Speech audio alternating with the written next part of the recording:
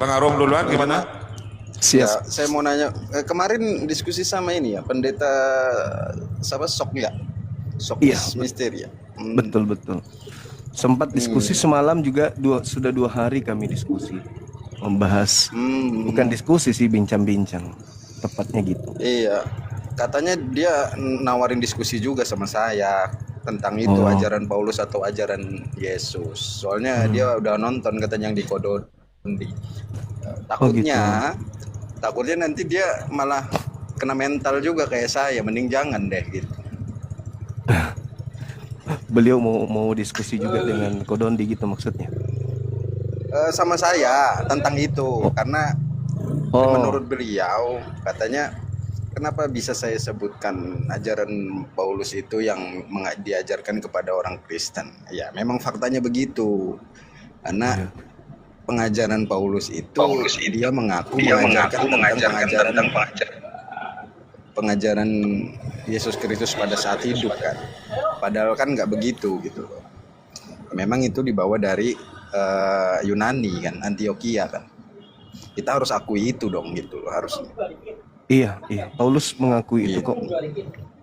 Kalau Masa dalam ya kita bacanya nggak mengakui kan? betul. Jadi lucu. Jadi kalaupun Yesus itu pernah jadi manusia, lalu pernah menjadi makhluk berupa cahaya dan juga hanya berupa suara, kita harus jujur mengakui bahwa pengajaran Paulus 13 kitab ini itu semuanya berasal bukan dari Yesus manusia, tapi berasal dari Yesus yang adalah cahaya, kan gitu. Oh betul. Nah itu. Betul. Karena pengakuan dia ya, dia mendapatkan semua informasi itu dari Yesus yang bukan manusia. Bukan manusia, betul. Betul. Berarti Tuhan satu Maha Kuasa. 13 Dia bisa kitab datang berbagai cara, ya. Coba gantian dulu Bang Hendra, di mute. Anda doubling Bang Hendra. Gantian. Iya. Dengan Bang Arum ini. Bang Juma, Siap. April ada plan. Saya kemarin udah ngobrol sama anak-anak API juga. Kalau Bang Juma mau, karena kan permintaan Bang Juma waktu itu diskusi offline tanpa internet kan. Iya, boleh. Nah kebetulan ada dari HKBP ini mau di bulan April itu. Kita yang nyediain tempatnya di Jakarta Barat ini, cuman nanti tetap ada penontonnya juga. Cuman saya memang request juga untuk jamaat juga nonton gitu. Iya, boleh. Cuman saran saya sih makanan sendiri ya, pribadi ya. Kalau Jangan bisa dari makanan kami, jangan takut. juga ada makanan, Bang. Makan lah, jangan begitu. Kita ini kalau nggak ada makanan nggak gerak. Oh gitu. Kirain ada makanan rohani juga nanti. Oh nggak ada. Jadi dua orang. Ini senior di HKBP. Boleh. Jakarta. Insya Allah ya. Kembali kepada tema tadi. Jadi di konsep Kristen itu, Bang Hendra, itu kan Yesus 100% manusia, 100% juga bukan manusia, kan gitu ya. Nah, yang datang kepada Paulus ini adalah yang 100% bukan manusia. Itu saudara harus begini Bang Suma, begini. Tuhan kami itu Gantian. Bang Suma belum bernarasi ini. Selesaikan dulu Bang Hendra ya. Di mute. Anda udah klik. Lanjutkan dulu.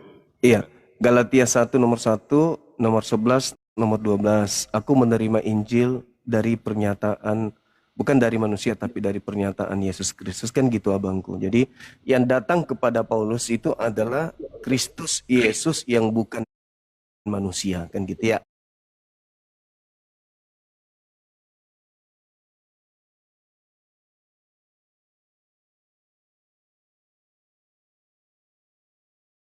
Paulus itu adalah pribadi yang berbeda. Meskipun mungkin dalam kaidah Kristen itu hakikat yang sama. Nantilah kita buktikan itu. Sekira begitu Bang Hendra. Silakan. Silakan dibuka mute-nya Bang Hendra. Bang Hendra, silakan dibuka. Ada telepon barusan. 1 Korintus. Muslim apa Kristen? 1 Korintus. Kristen, iya, selamat sore semuanya. Ya, selamat sore. Anda yang mewakili? 1 Korintus. mewakili apa? Saya lebih tertarik kepada tema aja. Iya, itu dia. Mungkinkah Tuhan, esensi Tuhan itu bisa dibunuh oleh makhluknya? Tanya sendiri. Iya, Tuhan dibunuh oleh makhluknya. Pada dasarnya manusia. Oh, nggak bisa dong. Coba. Nggak bisa kayak gitu. Tuhan dibunuh Mau makhluk nggak dijawab bisa. gimana sih? Jadi gini 1 Korintus. Jadi gini 1 Korintus. Yang benar itu bisa, Pak. kemanusiaan Yesus itu bukan Tuhan. Kemanusiaannya itu ditambahkan. Yohanes 1 ayat 14 bahwa firman itu menjadi daging. Ya dagingnya itulah yang dibunuh, yang dibunbun. Bukan firmannya. Firmannya tetap. Firman itu kekal. Iya, Kekal itu betul. berarti tidak ada awal, tidak ada akhir. Tapi ketika kemanusiaan itu datang, itu ada awal. Itu dijadikan. Itu sudah selesai itu. Udah final itu. Kasih naik Arom, Ustadz Arif kasih naik Arom sama Gurunda. Pinter Arom ini. Ya, Bang Arom coba nanti ada memberitakan kematian Tuhan itu gimana Bang Arom? Gini Bu, sebenarnya gini, yang mati kan kedagingannya, kemanusiaannya gitu loh. Karena yang dimakamkan juga kemanusiaannya. Kenapa selalu disebut tubuh kemuliaannya? Karena tubuh kemuliaannya itulah yang digunakan Tuhan untuk berinteraksi dengan manusia pada saat melakukan pengajaran di dunia gitu. Makanya selalu saya bilang bedakan pengajaran dengan kebangkitan untuk pembahasan Yesus Kristus. Karena ketika kebangkitan barulah pengenalan tentang Yesus Kristus Tuhan itu diajarkan. Ketika pengajaran itu pengajaran tentang Bapa, bukan tentang Yesus Kristus. Yesus Kristus selalu membawa nama Bapa. Tidak pernah dia mengagungkan nama dirinya sendiri. Tapi ketika kebangkitan barulah namanya diagungkan. Itu yang benar. Gitu loh. Karena nama Yesus ini baru ada, baru muncul, bukan dari perjanjian lama. Di perjanjian lama mana ada dia? Dia namanya firman tetap. Karena Bapa memiliki firman dan roh. Sudah Bang Arom? Iya, sudah. Silakan Gurunda. Iya. Jadi kalau kami memandang dari aspek akal sehat. Di dalam kaidah keislaman, Nabi Isa turun ke bumi, diutus oleh pencipta yang maha kuasa kan ya. Dia manusia yang kemudian dibarengi dengan kemampuan, di mana kemampuannya ini biiznillah, dengan izin Allah. Jadi kalau orang Yahudi, orang Islam memandang manusia yang diutus oleh pencipta dengan seabrek mujizat kekuatan yang ada pada dirinya, maka ending tertinggi yang diberikan kepada manusia ini hanyalah sebagai utusan atau rasul dari Tuhan. Makanya dia sebagai perantara. Tapi kalau orang Roma, orang Yunani melihat keadaan manusia seperti itu, jujur kita akui, pasti mereka menganggapnya dewa. Itu nggak bisa kita pungkiri. Bagaimana Paulus di Kisah Para Rasul 14 didatangi oleh orang-orang yang ada di Roma, kemudian mereka menganggap Paulus itu adalah dewa Hermes oleh karena Paulus memiliki mukjizat. Artinya bahwa sesuatu yang terjadi di luar nalar orang Roma Yunani menyebabkan orang Roma Yunani kompak, sepakat, sekeyakinan bahwa orang ini adalah titisan dewa. Tapi kalau orang Yahudi, Nabi Musa, Daud, Salomo, Yosua melakukan mujizat-mujizat yang dahsyat, bagi mereka ini utusan setan atau utusan Tuhan, itu aja. Tidak akan merubah posisi orang itu menjadi setan dan tidak akan merubah posisi orang itu sebagai Tuhan. Tetap saja dia manusia yang dibekali ilmu. Kalau dia utusan Tuhan oleh Tuhan, kalau dia utusan setan oleh setan. Itu akal sehat.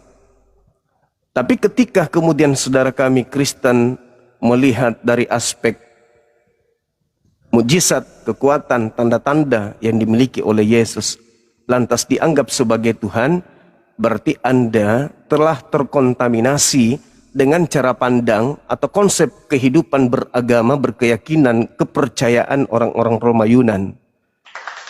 Karena kalau orang Yahudi Sehebat apapun yang namanya manusia, manusia.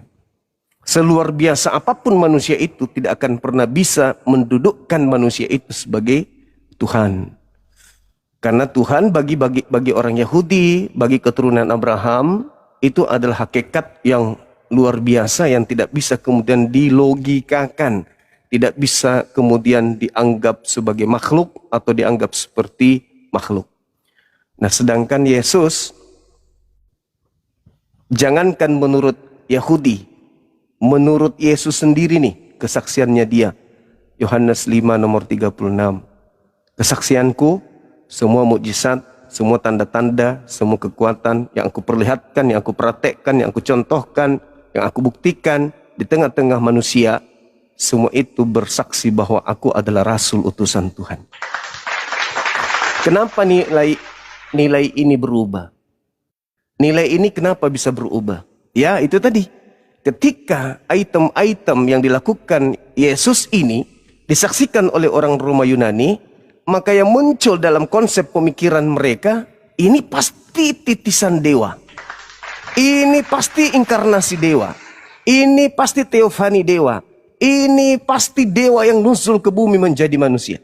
Itu konsepnya, tidak bisa tidak. Oleh karena itulah kemudian Paulus melihat keadaan ini. Wah, kalau kepada orang Roma, kepada orang Athena, pasti mereka menganggap dewa. Maka itulah yang terjadi. Nah, sekarang saudaraku Kristen, hari ini kita mesti jujur nih. Logika mana yang akan menghantarkan kita untuk percaya dan meyakini ketika yang kita lihat dari Yesus ini hanya mujizat. Ditambah dirinya yang hanyalah manusia. Apa yang bisa menghantarkan akal sehat saudara Kristen menganggap dia Tuhannya Yahudi? Tidak ada, Bang, tidak ada. Tetapi kalau kita ingin jujur, saudara-saudaraku menganggapnya dewanya Roma Yunani, yes, saya pun mengatakan itu betul. Karena ketika kita dipaksa untuk mengatakan Yesus adalah inkarnasi dewa atau inkarnasi Tuhan, kita ditabrak oleh tiang atau pondasi atau tembok yang begitu tinggi. Yesus menurut Yesus. Bible, Tuhan menurut Perjanjian Lama, kitab Tanak. Bukan manusia, bukan anak manusia, bukan makhluk, tidak serupa dengan apapun. Tidak pernah dijadikan, tidak ada dibentuk setelah dan sebelumnya. Lalu Yesus dari aspek mana kira-kira sehingga kita bisa mengatakan, oh, dia ini adalah inkarnasi Elohim, Tuhannya Abraham.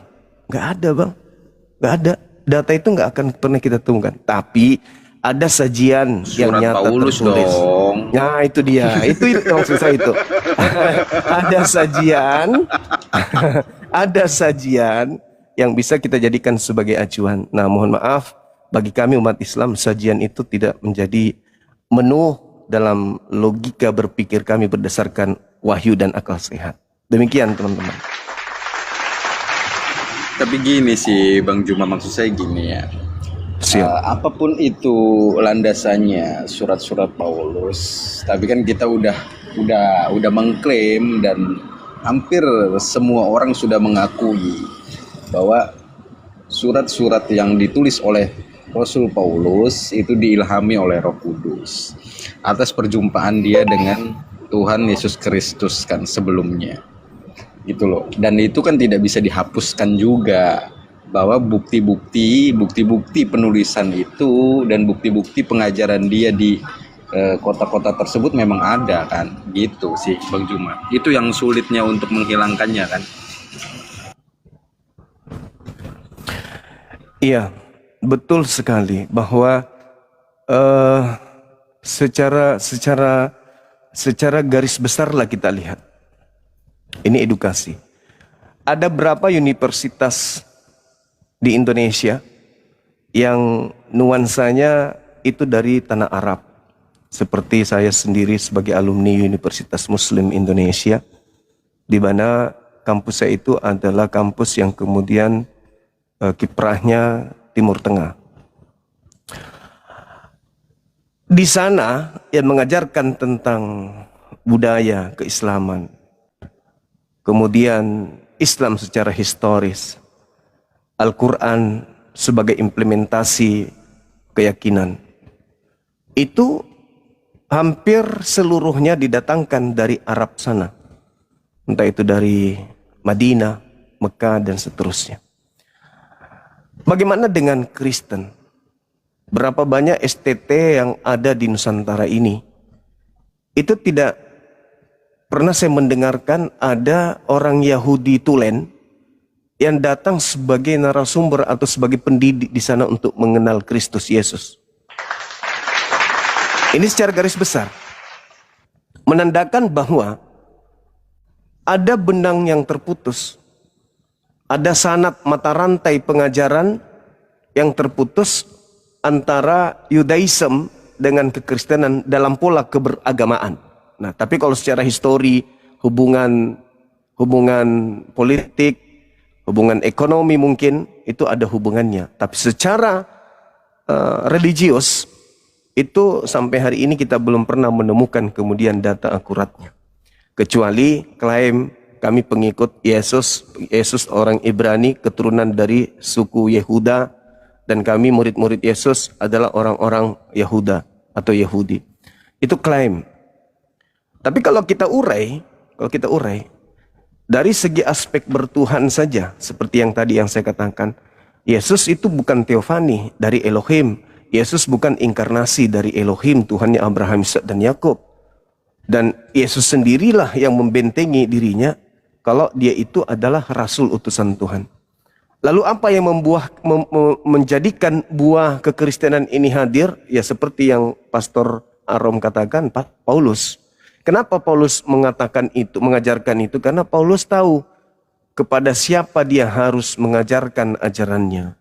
Makanya dalam Galatia 1:15, aku diutus kepada orang non-Yahudi, aku diutus kepada orang-orang yang tidak bersunat. Nah, apa yang ada pada masa itu? Roma Yunani menyembah kepada dewa-dewa. Maka supaya orang Roma Yunan jatuh cinta kepada pengajaran Yesus, maka Paulus tentu menjual theos, menjual dewa, dewa-dewa yang nuzul, dewa-dewa yang mereka tidak kenal. Mereka perkenalkan dalam nama Yesus Kristus. Nah, itulah yang terjadi. Sehingga seibarat kalomang keluar meninggalkan cangkang, lalu kemudian ketika dia mengaku bahwa dia adalah ayam, ternyata dia menggunakan bulu landa. Nah, ini hanya akal sehat yang bisa memandang itu. Kalau doktrin tidak bisa. Kenapa? Separah itu doktrinnya. Bayangkan saja kalau saudara-saudara ditanya, yang keluar dari rahim Maria ini Tuhan atau manusia? Ada yang mengatakan manusia, tapi ada tapinya. Separah itu doktrinnya. Inilah yang saya katakan bahwasanya tidak sia-sia kemudian Yesus itu memberikan pengajaran, bahkan ultimatum yang luar biasa kepada orang-orang Yahudi. Kita baca di dalam satu perikop dari data pertama sampai data 39 sekalipun di Matius 23, bagaimana Yesus mengecam sampai dia mengatakan, aku rindu untuk mempersatukan kemudian anak-anak seperti anak ayam gitu. Sampai Yesus mengecam mereka keturunan ular. Dia adalah ular-ular. Bagaimana mungkin kalian akan lolos dari api neraka? Sebagian dari orang-orang yang diutus oleh Elohim kalian bunuh, kalian salibkan, dan seterusnya. Nah, inilah yang kemudian saya terjun dan hadir bersama dengan teman-teman kita, para apologet Islam, untuk berdialog, berdiskusi, agar kita ini bisa mendapatkan vitamin pengetahuan. Bahwasanya Kristen itu agama baik. Kristen mengajarkan ajaran kasih. Tetapi baik dan kasih itu tidak cukup untuk sampai kepada jannah, untuk sampai kepada surga. Kita membutuhkan kemudian resep yang ampuh dari Yesus untuk bisa sampai ke sana. Bukan hanya sekedar klaim. Contoh, ketika Yesus ditanya kepada dari murid di Matius 16. Guru, pekerjaan apa yang harus aku lakukan supaya aku bisa memperoleh hidup yang kekal? Nah, itu jawabannya. Itu saya kira teman-teman semua bisa paham dan bisa memaklumkan bahwa Yesus itu memberikan pengajaran yang harus menjadi sumber keselamatan kepada pribadi-pribadi. Entah itu Islam, entah itu Kristen, entah itu Yahudi. Yang jelas Yesus memberikan gambaran yang sangat luar biasa di situ. Itu yang saya tangkap. Silakan teman-teman. Betul semua itu Bang Juma. Cuman kenapa ya? Andainya gini sih Bang Juma ya. Siap. Kenapa kenyamanan itu malah didapatkan dari yang Bang Juma sebut itu semua adalah halusinasi. Kenapa bisa didapatkan kenyamanan dari halusinasi yang Bang Juma sebut itu?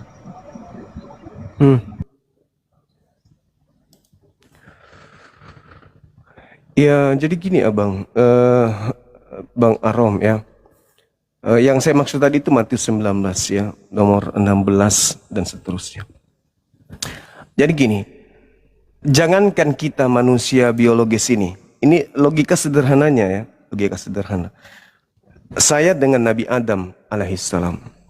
Nabi Adam di surga, Bang Suma di bumi.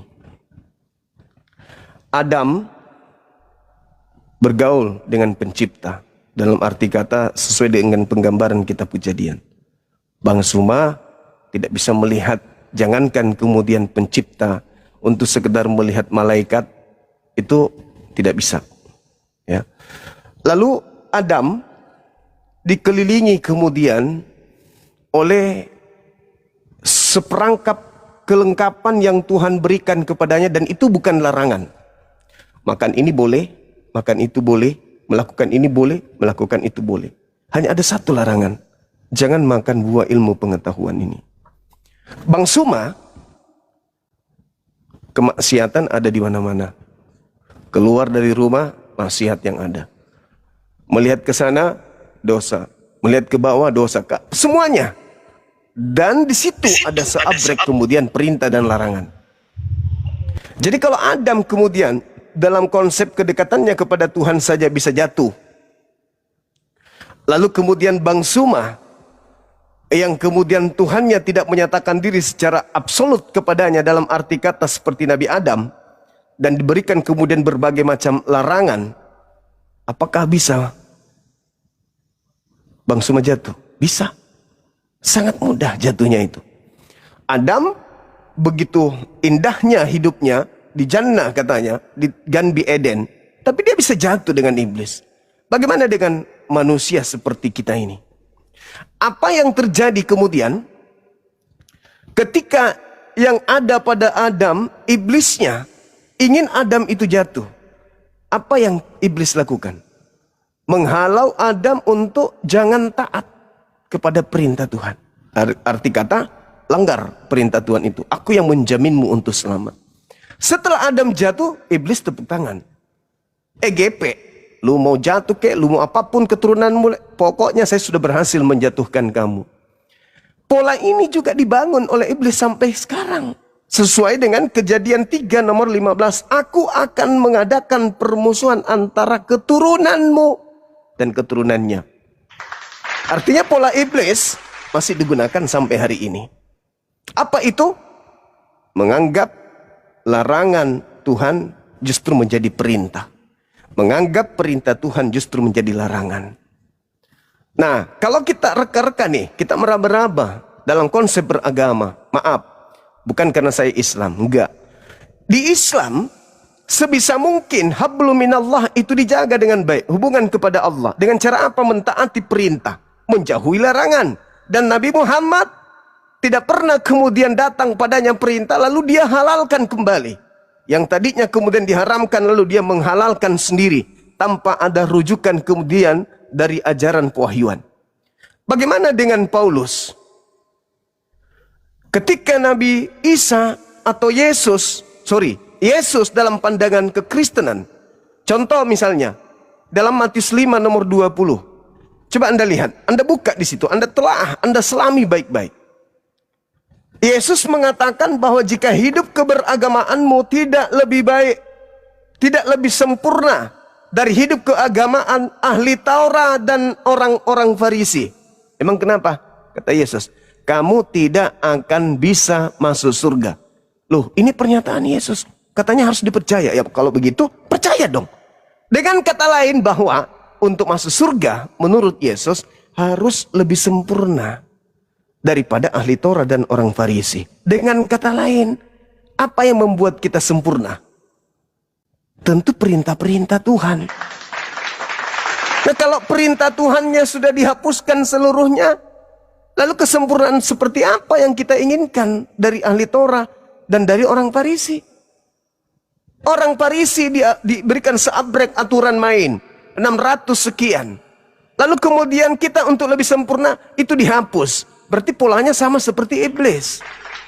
Iblis, supaya kau sempurna, jangan ada yang haram, makan semuanya. Ya sama berarti. Supaya kita sempurna, jangan ada larangan, hapuskan semua larangan, semua menjadi halal. Ini gimana ceritanya? Sementara kita ini harus hidup lebih sempurna. Kata Yesusnya, masih banyak yang ingin aku ajarkan kepadamu, tapi kamu belum sanggup untuk menanggungnya. Berarti kesempurnaan pengajaran Yesus belum ajarkan. Tapi ada kisi yang perlu kemudian saudara kami Kristen yang kami kasihi pelajari. Apa itu? Matius 5:20 itu. 21, 22, 23, 24, 25 dan seterusnya. Orang-orang Farisi, ahli Torah dilarang berzina. Titik. Sampai-sampai ada seorang wanita dikatakan dibawa oleh orang-orang Yahudi. Guru, ini pesina. Apa kata Yesus? Siapa di antara kalian yang tidak punya dosa silakan melempari lebih dulu. Itu konsep Torah. Tapi ada yang lebih sempurna kata Yesus. Apa itu? Memandang wanita dan mengingini di dalam hatinya, itu lebih bahaya. Harus lebih sempurna. Cungkil mata orang yang memandang wanita dan mengingini dalam hatinya. Itu ajaran yang lebih baik. Itu ajaran yang lebih sempurna. Itu ajaran yang menjadi syarat mutlak untuk masuk ke dalam surga. Jika hidup keberagamaanmu yang tadi hanya larangan berzina, tetapi sekarang yang lebih baik adalah memandang wanita dan mengingini dalam hatinya, engkau sudah berzina, matamu harus dicungkil. Ternyata itu syaratnya untuk masuk surga menurut Yesus.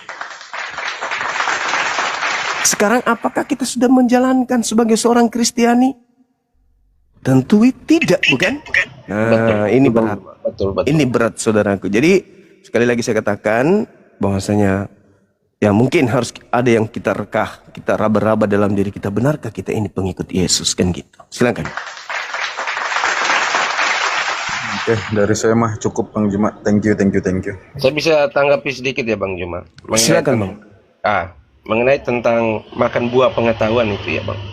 Dan itu merujuk kepada tema Tuhan dibunuh.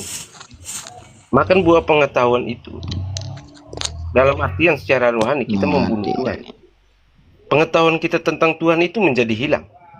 Apakah umat manusia hari ini dengan berbagai agamanya mengenal Tuhan yang benar?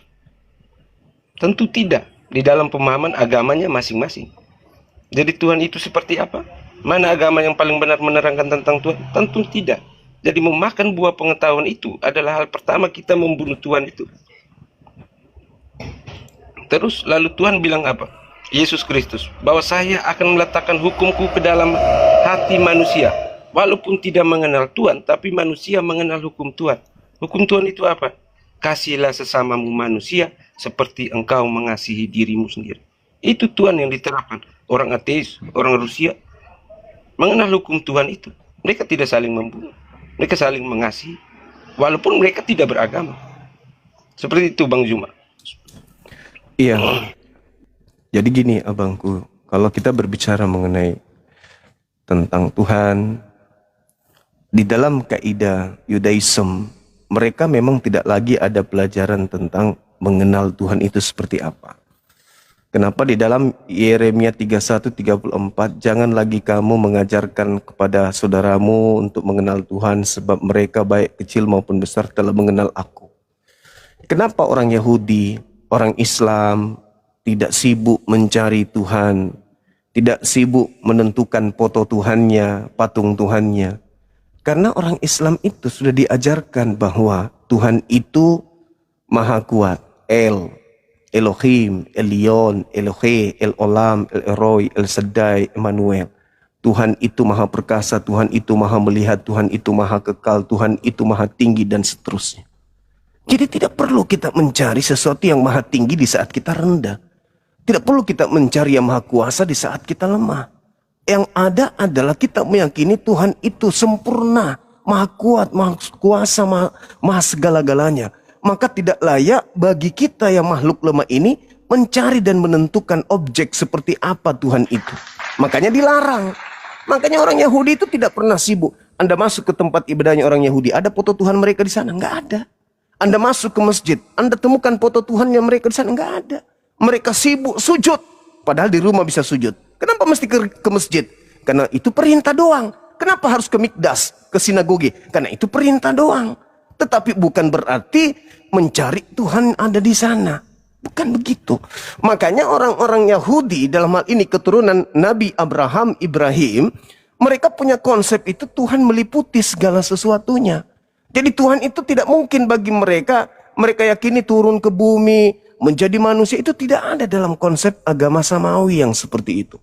Nah, kemudian ketika Anda membahas tentang Adam alaihissalam, Adam datang ke atas muka bumi ini setelah kemudian Adam direcoki oleh iblis.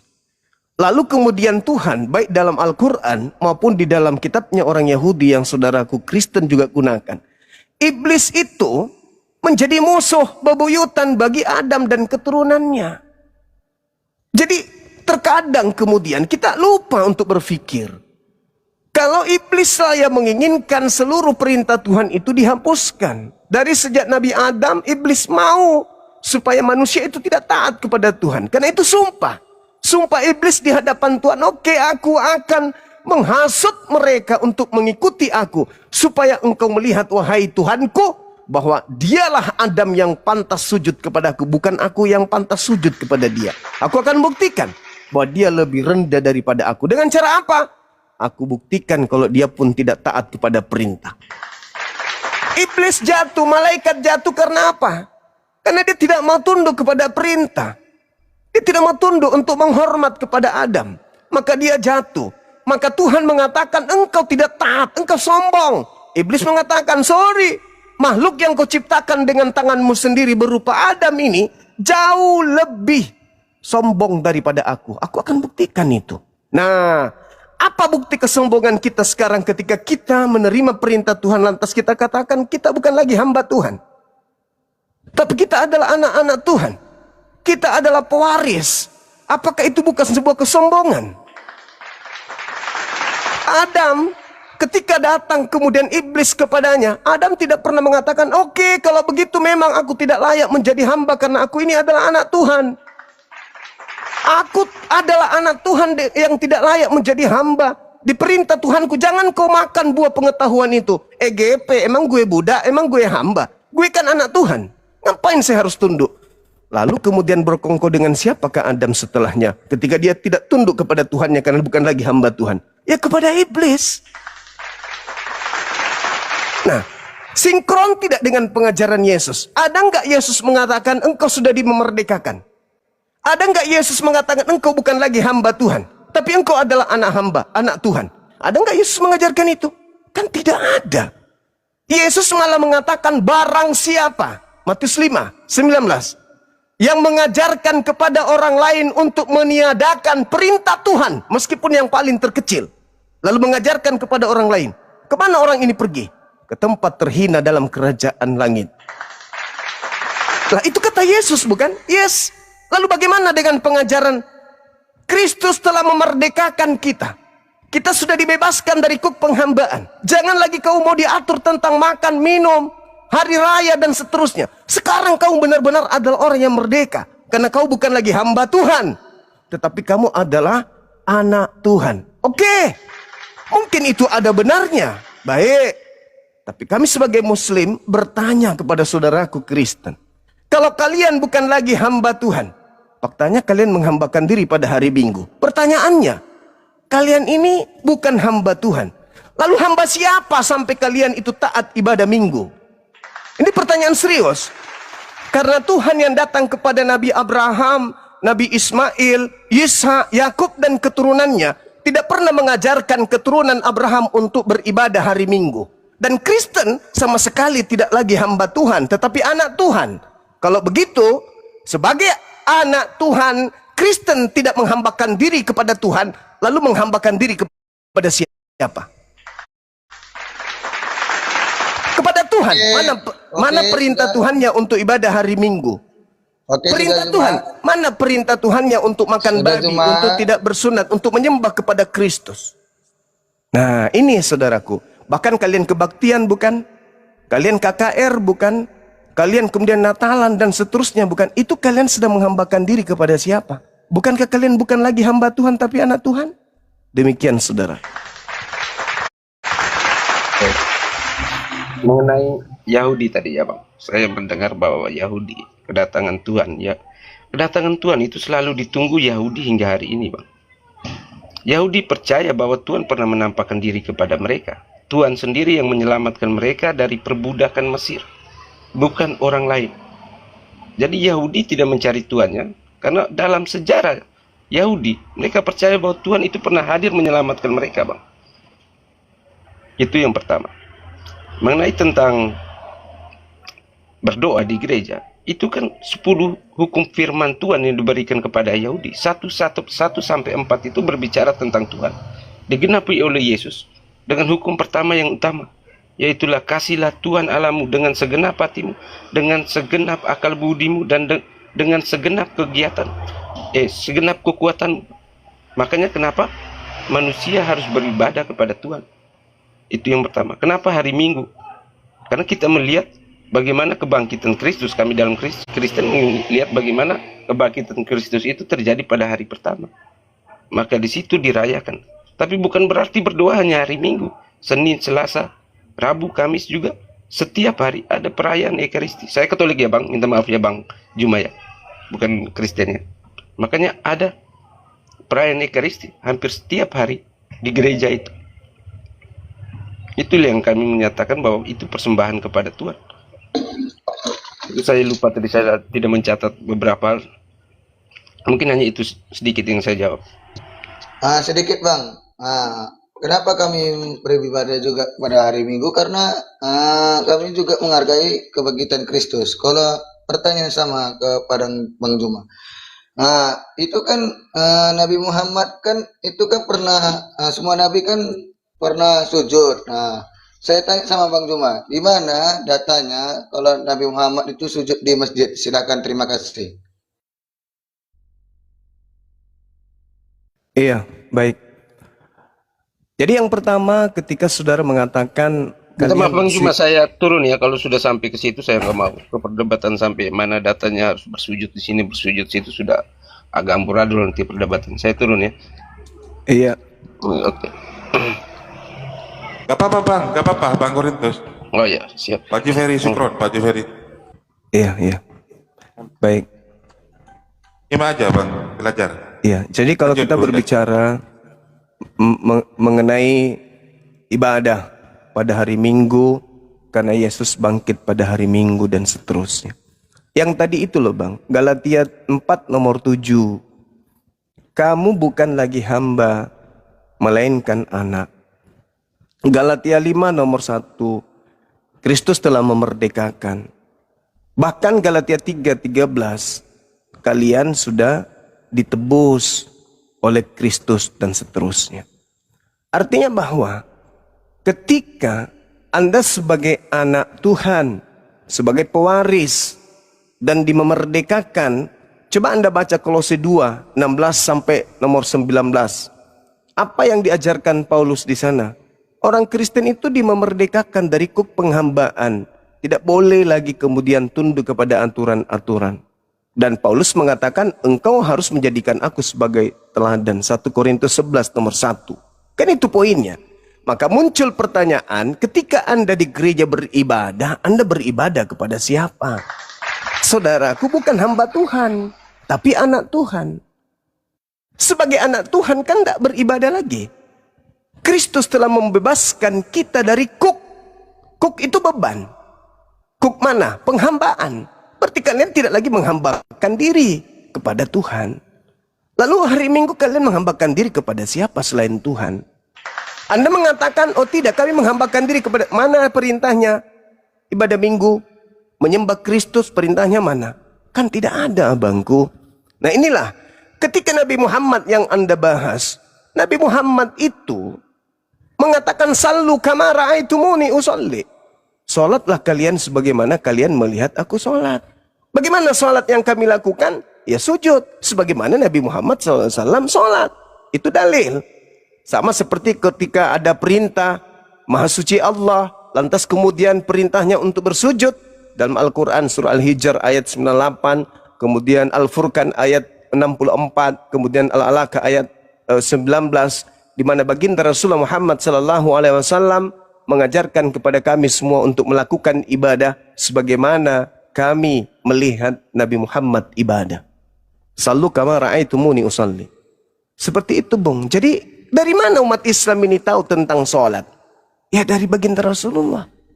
Sebagaimana pertama kali dia Isra. Subhanalladzi asra bi'abdihi lailan minal masjidil haram. Masjidil itu artinya sujud. Tempat sujud, tempat menundukkan diri kepada Tuhan. Jadi itu pertanyaan yang bagus, tapi mudah untuk kemudian diberi jawaban. Nah sekarang yang saya ingin tahu dari saudara, ini bukan saya mau merendahkan, enggak. Murni ingin tahu. Kalau saudara bukan hamba Tuhan, karena Kristus telah memerdekakan saudara dari dari beban menghambakan diri. Lalu hari Minggu itu kalian menghambakan diri kepada siapa? Itu pertanyaan serius. Oke, sudah? Iya. Sudah? Udah. Sudah? Oke. Kenapa kami beribadah pada hari Minggu? Karena kami taat dan ikut perintah. Kenapa? Karena kami sudah mengikuti kebangkitan Kristus. Oke, silakan. Yang abang bilang barusan itu tidak ada datanya. Yang saya tanyakan sebelum ada Masjid Al-Aqsa, Muhammad itu sujud ke mana? Silahkan dijawab. Terima kasih. Iya, itu jawabannya sederhana. Sebelum ada perintah sholat, Nabi Muhammad tidak ada kewajiban untuk sujud. Karena perintahnya belum ada. Meskipun kemudian para nabi lebih dulu sudah melakukan amalan sujud dalam beribadah. Begitu, Bung. Begitu datang perintah sholat pada baginda Rasulullah Muhammad, barulah Nabi Muhammad mengajarkan kepada kaumnya, sallu kama ra'aitumuni usolli. Sholatlah kalian sebagaimana kalian melihat aku sholat. Maka kami sholat. Matius 26 nomor 39, Yesus sholat, sujud dalam beribadah. Kenapa kalian tidak sujud? Itu tadi, karena kalian bukan lagi hamba Tuhan. Tapi pertanyaannya, hari Minggu kalian menghambakan diri kepada siapa? Oke, Yesus bangkit pada hari Minggu, silakan. Silakan aja. Kalau Anda mengatakan Yesus sholat, Yesus kemudian bangkit hari Minggu, maksudnya makhluk yang keluar dari kubur kan gitu. Nah sekarang permasalahannya, kalau Yesus bangkit pada hari Minggu, lalu kemudian kalian ibadah, menyembah siapa pada hari itu? Itu pertanyaan serius, Bang.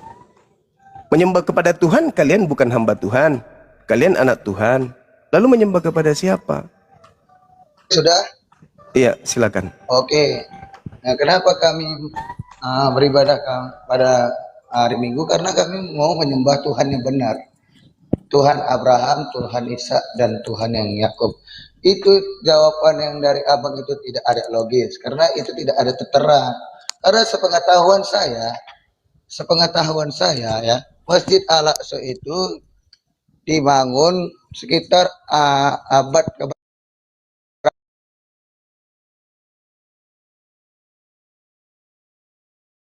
itu yang abang bilang itu kan nggak ada perintahnya. Tetapi kok ada perintah sholat di kandang kambing? Apakah Nabi itu ikut sholat di kandang kambing? Silakan, terima kasih. Iya. Ini Bang Juma, sabar ya saya menanggapi. Itu jawaban dari teman-teman Protestan ya, bukan kami dari Katolik ya. Berbeda pemahaman kami. Ya, sabar Bang Korintus, sabar. Baik. Silakan di-mute aja. Ya. Jadi gimana bilangnya ya? Anda kan bertanya tentang sujud. Ya, Nabi Muhammad bersujud dalam beribadah, kawan. Itu kami mencontohi beliau. Kepada siapa lagi kami mencontohi? Kalau bukan beliau yang mencontohkan lebih dulu. Tadi saya sudah baca dalilnya, bukan? Bahkan Yesus pun Bang Juma, bersujud. Bang Juma yang Gantian dulu. Ya, silakan, Gantian dulu, gantian. Anda tidak tahu makna masjid itu apa. Silakan Gurunda. Iya. Ya, masjid itu sendiri kan artinya sujud kan. Jadi makanya perintah subhanalladzi asra bi 'abdihi lailam minal masjidil harami ilal masjidil aqsa. Tapi sulit bagi saya untuk memahamkan saudara karena Al-Quran itu hanya diperuntukkan bagi orang yang berakal gitu. Belum lagi ayat suci Al-Quran yang menerangkan rijalul la tulhihim tijarah wala bai' an zikrillah wa iqamis shalah wa itaiz zakah. Anda juga nggak paham ayat itu. Nah, sedangkan pertanyaan saya kepada saudara, tolong disentuh sedikit. Kalau kalian itu tidak lagi menghambakan diri karena kalian bukan hamba Tuhan, tapi anak Tuhan, faktanya hari Minggu kalian menghambakan diri. Pertanyaan saya, kalian menghambakan diri kepada siapa? Gitu loh. Oke, kami menghambakan diri kepada Tuhan. Lah, kalian bukan hamba Tuhan. Iya, anak Tuhan. Karena Lah, kami tunduk dan taat. dalil. Kami taat. Dalilnya saudaraku, kalian bukan hamba. Jangan lagi kau menghambakan diri. Kalian adalah pewaris kok menghambakan diri kepada Tuhan. Dalilnya ada loh bang.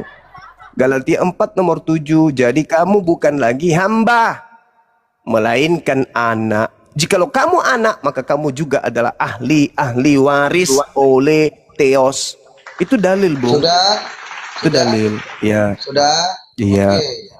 Kenapa kami disebut bukan hamba, melainkan anak-anak Tuhan? Karena kami berasal dari Tuhan. Nah, Kami sekarang disebut kalian anak. menghambakan diri kepada siapa hari Minggu? Iya, karena kami berasal dari ciptaan yang Iya. dari Tuhan. Sekarang hari Nah, Minggu itu kalian kan menghambakan diri kepada siapa, saudaraku? Iya, iya kepada Tuhan. Karena Anda hamba Tuhan atau anak langit Tuhan? bumi. Mana Ya, yang anak betul? Tuhan. Anak Tuhan atau hamba Tuhan ini? Ya anak Tuhan. Anak Tuhan. Terus Anda menghambakan diri kepada siapa? Iya kepada Tuhan. Lah, Anda hamba atau anak? Iya. Kristus telah memerdekakan kita dari kuk hamba. Saudaraku, Protestani bingung. Kristus telah memerdekakan kita dari menghambakan diri, dari kuk penghambaan. Galatia 5 nomor 1. Makanya Paulus mengatakan jika kamu menyunatkan nonatmu, Yesus tak berguna bagimu. Padahal sebagai hamba kudu wajib mengikuti Yesus. Hamba Tuhan wajib mengikuti Yesus. Nah, Yesus sunat. Kata Paulus, jika kau sunat dirimu, awas. Yesus Kristus tidak berguna bagimu. Nah, sekarang ketika saudara bukan hamba Tuhan, tapi faktanya adalah hamba. Kami melihat Anda hari Minggu menghambakan diri, tapi bukan hamba Tuhan. Lalu hamba siapa? Serius ini saya bertanya. Iya. Oke. Oke sudah. Ya. Oke. Yang apa pertanyaanmu lagi Bang Juma? Pertanyaan saya, kalau hamba Tuhan ibadahnya Sabat, hamba Allah ibadahnya Jumat, Minggu ini hamba siapa? Itu pertanyaan Iya. saya, Bu. Oke sudah. Iya. Udah. Udah. Iya. Udah. Iya. Oke. Terima kasih pertanyaannya. Karena kami beribadah kepada hari Minggu karena kami anak-anaknya Yesus. Sejak kapan Yesus punya anak lagi? Ada bini rupanya. Bukan punya bini, tapi kami pengikut-pengikutnya Yesus Kristus. Yesus sendiri. pengikutnya ibadahnya hari Sabat, Sabtu, Abang. Dan mereka tidak mengaku sebagai anak Tuhan. Mereka mengaku sebagai hamba Tuhan. Bahkan di dalam Kisah Para Rasul 4 nomor 30 dan 31, Yesus itu adalah hamba Tuhan yang suci. Terus Anda bukan hamba Tuhan, Anda mengaku anak Tuhan.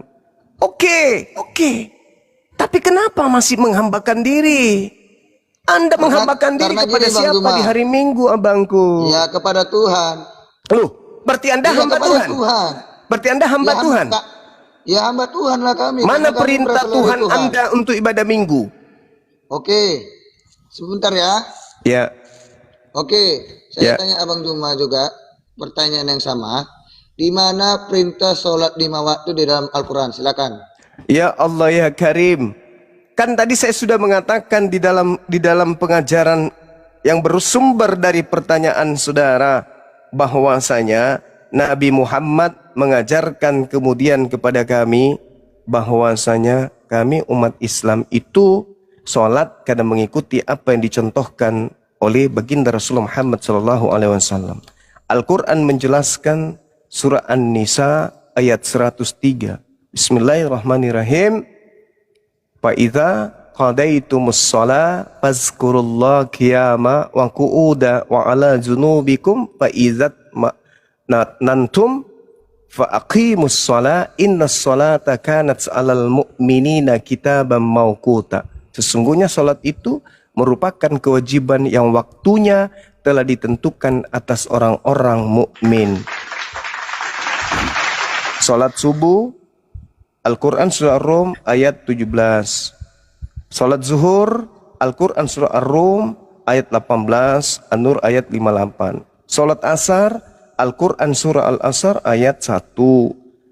Kemudian salat maghrib Al-Quran surah Al-Muzammil ayat 9. Kemudian salat apa lagi? Salat isya An-Nur ayat 58. Jadi salat kami itu sudah ditentukan waktunya. Itu makanya Al-Quran mengatakan inna sholata kanat 'alal mu'minina kitaban mauquta. Anda nggak bisa kemudian menjadikan sholat kami itu sebagai penyeimbang dari ibadah minggu, karena kami tidak menemukan dalil minggu di dalam Bible, kan gitu. Nah, tapi bukan masalah minggunya, ini masalah Anda itu tunduk untuk kemudian berhaleluya hari Minggu itu kepada siapa? Karena kalian itu bukan lagi hamba Tuhan. Berdasarkan dalil, bukan saya ngada-ngada. Galatia 4 nomor 7. Kamu bukan lagi hamba, melainkan anak. Jikalau kamu anak, maka kamu juga adalah ahli waris oleh Theos. Nah, sekarang bukan hanya sekedar itu abangku. Galatia 5 nomor 1. Kamu dibebaskan dari beban penghambaan. Kemudian sunat jangan lagi, makan babi haram jangan lagi, yang diharamkan semuanya bisa, semua halal dan seterusnya. Kenapa bisa demikian? Karena kalian bukan lagi hamba Tuhan, tapi anak Tuhan katanya. Muncul pertanyaan, lalu kalian menghambakan diri kepada siapa di hari Minggu, kan gitu? Oke. Iya. Abang bilang Juma bilang tidak ada beribadah pada hari Minggu. Betul? Iya. Oke, datanya sudah ada, saya Silakan abang. cari. Di Iya. dalam Kejadian 2 ayat 2 sampai 3 itu terjadi Iya. pada Allah itu kan pencipta itu sampai 6 Iya. hari. Betul nggak? Ya, kalau 6 hari, hari Iya, 6 pertama, hari. hari pertama itu hari Minggu. Gini Bang Juma, Bang Juma, Lo pagi Bang jatuhnya di hari Gini, Sabtu, Protestan, woi. Hari ke-7 itu jadinya di Sabtu bang, bukan di Minggu. Hari Minggu Bang. Ya Allah ya Karim. Sekarang saya tanya kepada saudara, hari Minggu bahasa Yunaninya apa? Kiriaki. Hari Sabtu bahasa Yunaninya apa? Sabot. Dalam bahasa Ibrani apa? Sabat. Terus kenapa larinya ke Kiriaki? Kenapa Anda ibadah di hari Kiriaki? Bukankah Yesus itu ibadahnya hari Sabat? Dalam bahasa Yunani Sabat. Dalam Karena bahasa gini, Ibrani Sabat. Bang Juma gini Bang ya. Ya. Karena kan ada pertentangan itu antara Yesus sama orang Yahudi pada hari Sabat. Iya, itu kan ada pertentangan itu. Kamu Iya, terus karena- kamu nggak ngerti Protestan. Karena Nganur gini, dulu aja kau. udah gini bang, dengar ya. Udah ya, karena ada pertentangan di situ. Sebab Yesus tegaskan, ya ditegaskan, itu anak Tuhan lah yang menjadi hari Sabat tersebut. Tapi tidak ada terangan. saudaraku, Iya, bukan itu yang saya tanya. Itu kan pada saat Yesus kemudian memetik gandum pada hari Sabat kan gitu. Yang saya tanya ini, orang Yahudi itu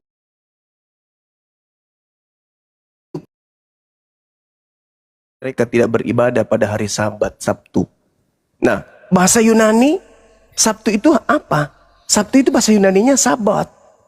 Bahasa Yunani minggu itu bahasa Yunaninya apa? Kyriaki. Apa arti Kyriaki? Hari dewa. Pertanyaan saya, kenapa kamu ibadah di hari dewa? Kenapa nggak Ya, ibadah di hari sudah Bang Sabat? Juma, sudah Bang Juma. Ya. Karena 6 hari itu Allah akan menciptakan langit dan bumi. Hari ketujuh itu kan Allah beristirahat karena kami Hari ketujuh, Sabtu. kan 6 hari Allah menciptakan langit dan bumi. Iya, betul. Iya, 6 hari. 6 hari. Hari ketujuh istirahat. Hari apa itu? Ya, hari ketujuh kan hari Minggu itu. La haula wala Ini quwata Selasa, illa Rabu, billah. Kamis, Jumat, Sabtu, Minggu.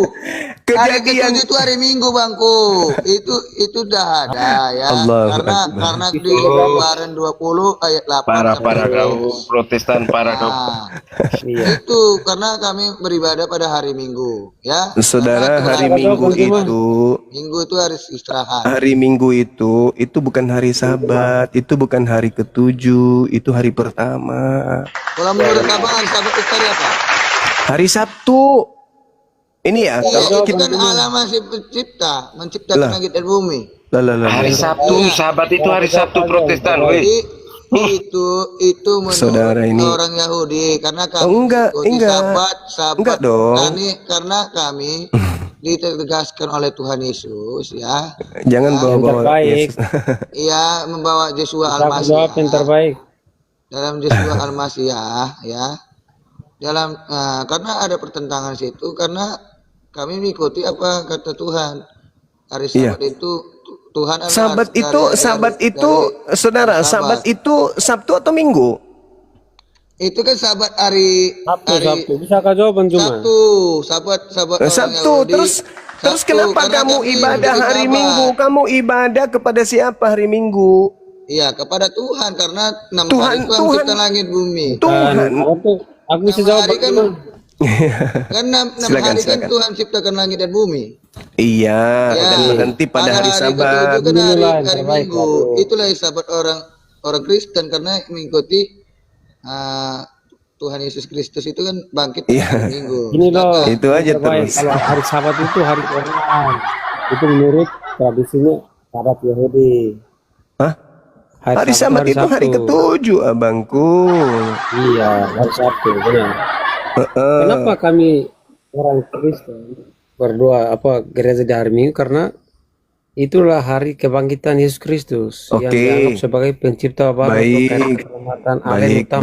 Baik, saudaraku. Kami beribadah Jadi kesimpulannya, nah gini, jadi kesimpulannya, kalian dimemerdekakan dari menyembah Tuhannya Yahudi, karena kalian tidak lagi kemudian tunduk kepada perintah-perintah Tuhannya Yahudi. Karena kalian adalah anak hamba, Bang bukan Juma. lagi hamba, tetapi adalah anak. Nah, kalian menghambakan diri kepada makhluk yang keluar dari kubur, betul? iya, benar. Gini Bang Juma, udah. kenapa Selesai, kami sudah. berdoa pada hari ini? Karena gini, karena Udah hari selesai Minggu kita. itu Yesus bangkit. Di perjanjian lama kan Iya, hari iya. Sabat, Yang kan, kalian hari Sabtu. sembah itu adalah makhluk yang keluar dari kubur Tapi pada hari Minggu itu kan? Kenapa hari Oke, Minggu? Bang Juma. Udah selesai kita kan? Bentar. Pertanyaan yang sama. Jadi kalian bukan lagi hamba dari pertanyaan yang Tuhannya sama. Yahudi, tetapi hamba dari makhluk yang keluar dari kubur itu kan? Betul? Ay, parah.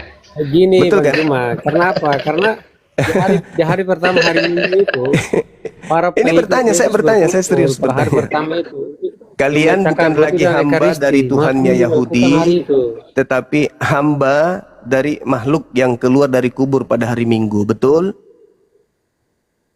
Yesus jelas bangkit Bang Juma. Kamu Iya, mau maksud saya mengelak itu, gimana maksud saya pun tetap itu. bangkit dia. Berarti Anda adalah Kamu penyembah atau hamba Kamu dari cari makhluk yang keluar referensi dari dimanapun, kubur Yesus pada hari tetap ketiga. bangkit. Betul, saudaraku?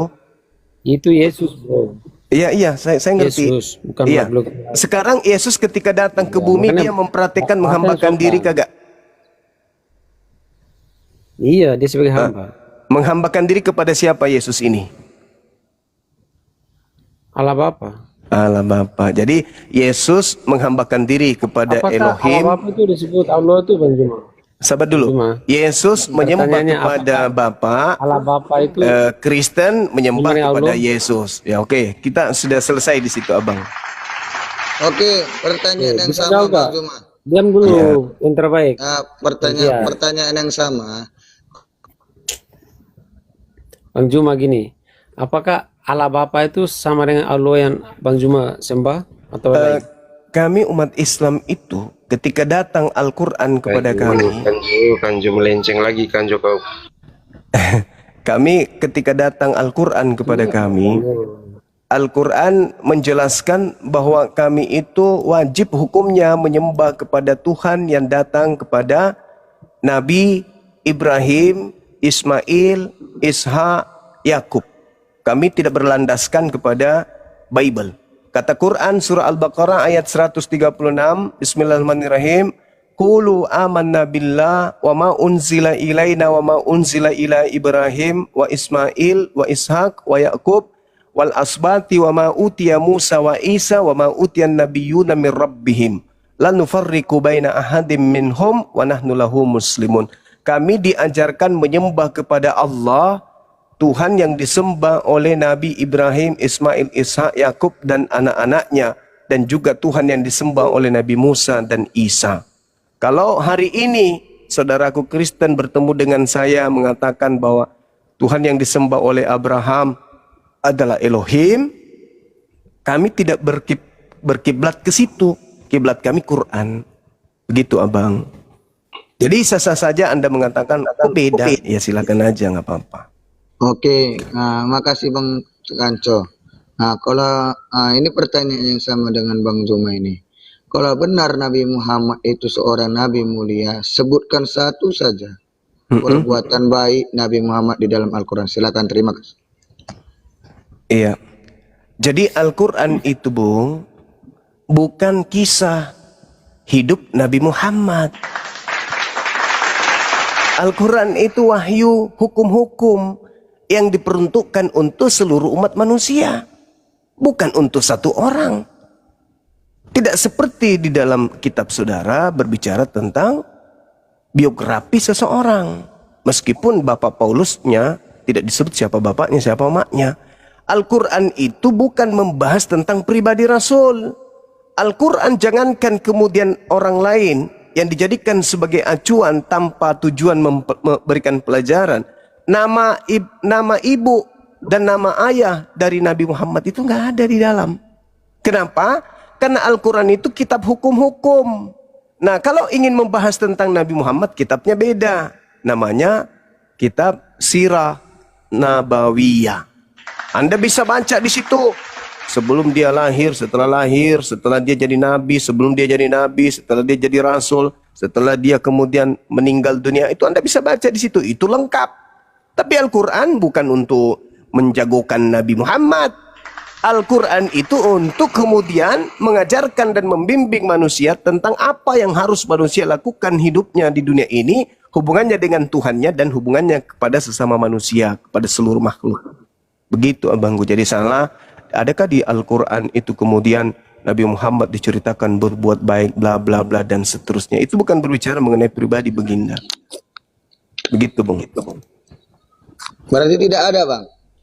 Bukan nggak ada. Bukan nggak ada. Bukan nggak ada.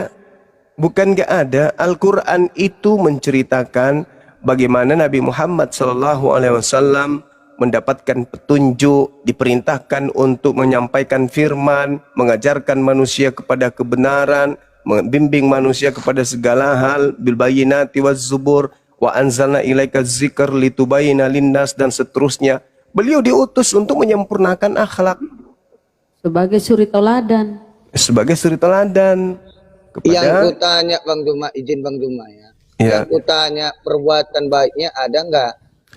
Mengajarkan Al-Quranul Karim itu sudah perbuatan baik.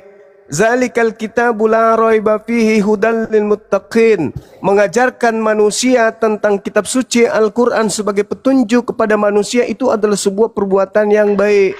Baginda Rasulullah mengajarkan hal tersebut. Bahkan dikatakan kul in kuntum tuhibbunallah.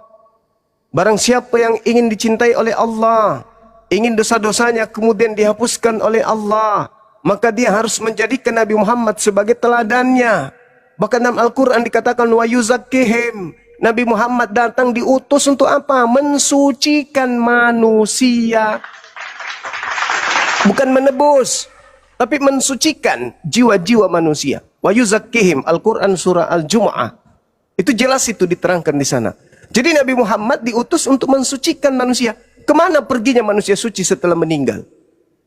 Nah itu dia.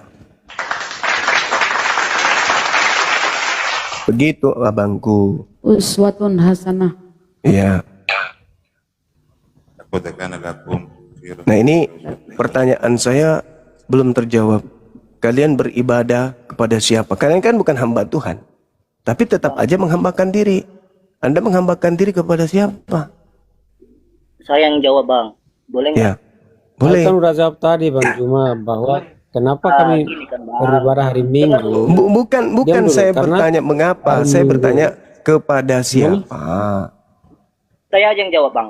Kepada Yesus karena gini, karena di hari Nah, kebangkitan hari kepada pertama hari Minggu itu, Yesus. para murid-muridnya berkumpul dan melakukan dengan Yesus. Pada hari Sabat Karena orang Yahudi ada menyembah kesalahan kepada orang siapa Yahudi. bang? Kepada Elohim atau kepada Yesus?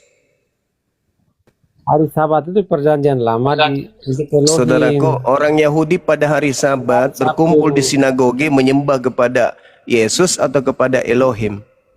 Salah kau tuh Canjo. Elohim. Elohim. Orang Kristen pada hari Minggu beribadah kepada Yesus. Ini dua penyembah yang Iya, berbeda karena apa? Karena dengan sembahan yang itu berbeda pula. Yang mana yang benar? Yahudi yang menyembah Kenapa? Elohim atau Oke. Kristen yang menyembah Yesus? Mana yang Bentar, betul? gantian. Sesama Kristennya kok sering menyalahkan ini. Waduh. Karena hari kebangkitan Yesus itu hari Minggu. Bahaya kan? Protestan bahaya kalian ini.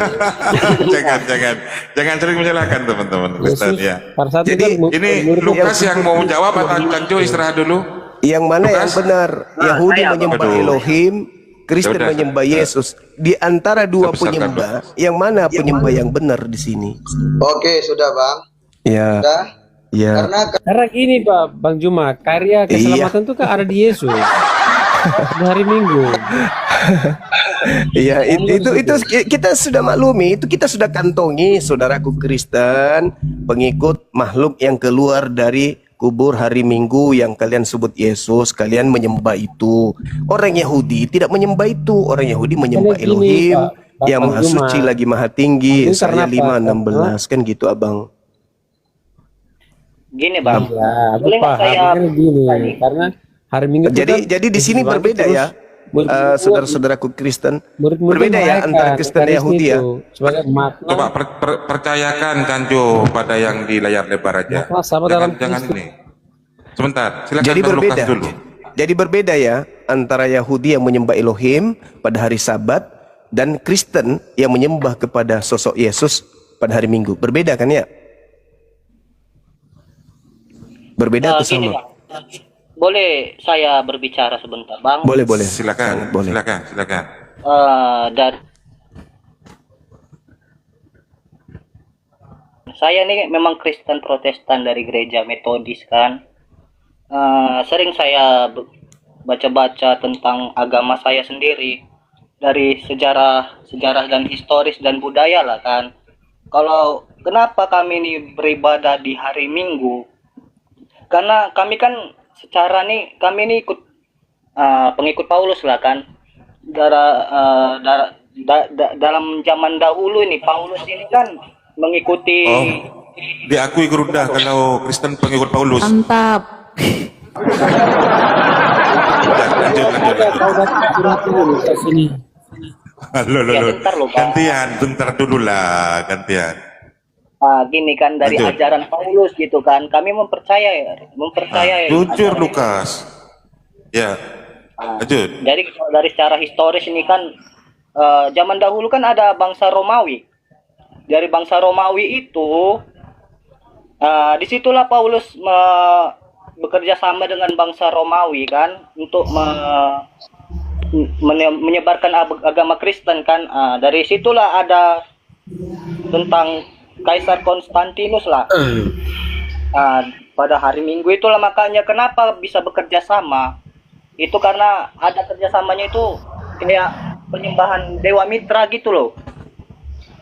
Karena Mantap. kalau bilang begitu bang, karena kan kalau emang kami menggenapi hukum Taurat harusnya kan di hari Sabat kan.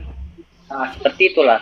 Kenapa lah ada patung-patung Yesus, gambar-gambar Yesus di seperti matahari begitu kan? Memang dari itulah melambangkan simbol yang namanya Dewa. enggak, Dewa Mitra itu, Dewa Matahari.